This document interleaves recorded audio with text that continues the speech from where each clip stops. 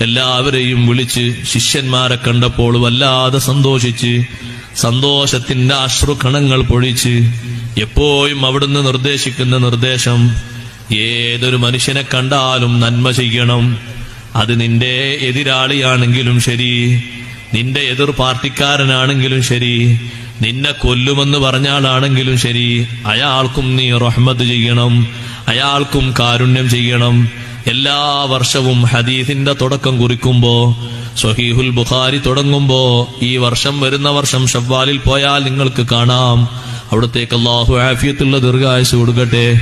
ആലിമീങ്ങളെയും മുതല്ലിമീങ്ങളെയും ഒക്കെ സാക്ഷിയാക്കി ആദ്യം പഠിപ്പിക്കുന്ന ഹദീസ്, അർറാഹിമൂന യർഹമുഹുമുർ റഹ്മാൻ തബാറക വതആല യർഹമു മൻ ഫിൽ അർളി യർഹംകും മൻ ഫിസ് സമാ.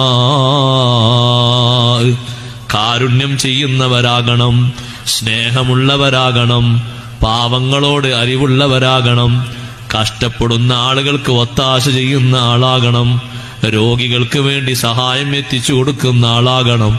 നിങ്ങളെ എതിർത്ത ആളാണെങ്കിലും തിരിച്ച് നിങ്ങൾ എതിർക്കരുത്.